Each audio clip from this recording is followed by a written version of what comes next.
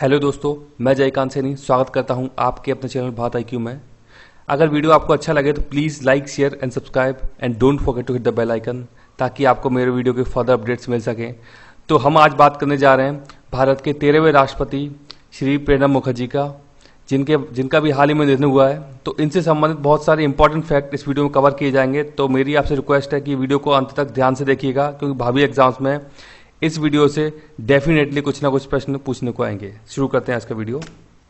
तो सबसे पहले मैं बता दूं कि प्रणब मुखर्जी, इनका जन्म वीरभूम नामक जिला है वेस्ट बंगाल के अंदर। यहां पर 11 दिसंबर 1935 का इनका जन्म हुआ था। प्रणब मुखर्जी को प्रणब दा के नाम से भी बुलाया जाता था, मतलब ये उनका एक पेट नेम बोल सकते हो, निक नेम बोल सकते हो, जो कि प्यार से बुलाते थे प्रणब दा इनको। तो पॉलिटिक्स में आने से पहले इन्होंने कुछ और किरदार भी निभाए थे, जैसे कि इन्होंने क्लर्क की नौकरी भी की थी, टीचर भी रहे थे, ये एक पत्रकार भी रह चुके हैं, लॉयर भी रह चुके हैं। और 1969 में इनके जीवन में जो मोड़ आता है जिसकी वजह से ये पॉलिटिक्स में एंटर कर जाते हैं, तो ये इंपॉर्टेंट ईयर था इनके जीवन का। आगे देखते हैं। अब इनके कुछ कॉन्ट्रीब्यूशंस रहे हैं उसके बाद, जब पॉलिटिक्स में ये आ जाते हैं प्रणब मुखर्जी, तो इनके बहुत ही इंपॉर्टेंट कॉन्ट्रीब्यूशंस रहे हैं हमारे भारत के अंदर। तो ये आप देख सकते हैं कि 1975 में रीजनल रूरल बैंक का गठन किया गया था। उनमें इनकी भागीदारी थी, इनका सहयोग था, इनकी हेल्प थी। एग्जिम बैंक जो बनाया गया, नाबार्ड बैंक बनाया गया, तो इन्होंने उसमें कुछ अपनी सहायता दी है, उसमें हेल्प की है उनको फॉर्म करने के लिए। तो अब आपको जाके काम ये है कि या तो आप मेरे को कमेंट बॉक्स में बताएं या अपने लेवल से आप ये देखिएगा कि आरआरबी, एग्जिम बैंक और नाबार्ड की स्थापना कब की गई है। बहुत ही इंपॉर्टेंट फैक्ट है, पूछ सकते हैं एग्जाम के अंदर, क्योंकि रिसेंट न्यूज बनती है इनसे। एक 1991 में गडगिल मुखर्जी फॉर्मूला आया था, बहुत ही इंपॉर्टेंट है, एग्जाम्स के अंदर पूछा जाता है गडगिल मुखर्जी फॉर्मूला। तो मुखर्जी प्रणब मुखर्जी से ही संबंधित है और दूसरे व्यक्ति थे गडगिल, इन्होंने ही फॉर्मूला दिया था। ये फॉर्मूला क्या बात करता है कि सेंटर और स्टेट के बीच में रिसोर्सेज का बंटवारा कैसे हो, ये फॉर्मूला दिया था गडगिल मुखर्जी फॉर्मूला के तहत। राइट, इंपॉर्टेंट चीज है, नोट कीजिएगा आप।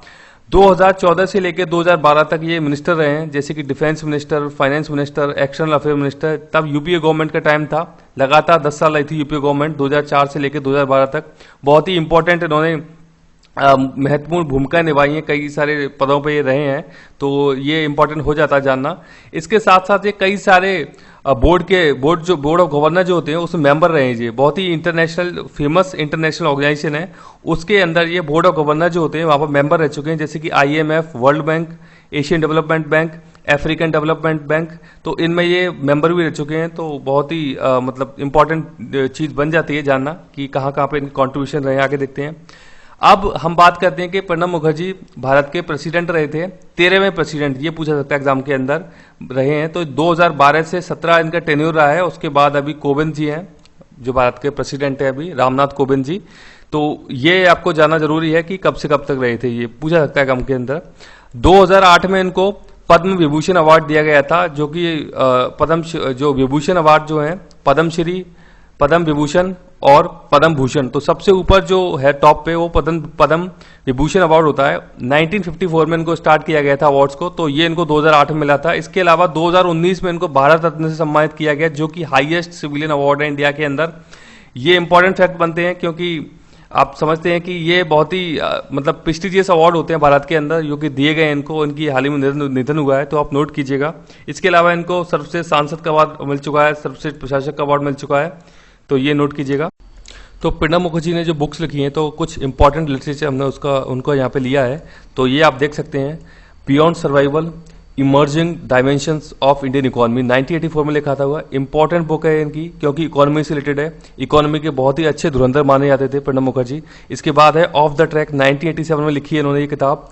इसके बाद है saga of struggle and sacrifices, 1992 में इन्होंने लिखी है ये बुक। इसके बाद है चैलेंज बिफोर द नेशन, 1992 में इन्होंने लिखी है ये बुक। थॉट्स ऑफ रिफ्लेक्शंस, 2014 में इन्होंने लिखी है ये बुक। इसके बाद है the dramatic decade, the Indira Gandhi years, 2014 में किताब लिखी है उन्होंने ये। इसके बाद है द टर्बुलेंस ईयर्स, 1982, 1996, 2016।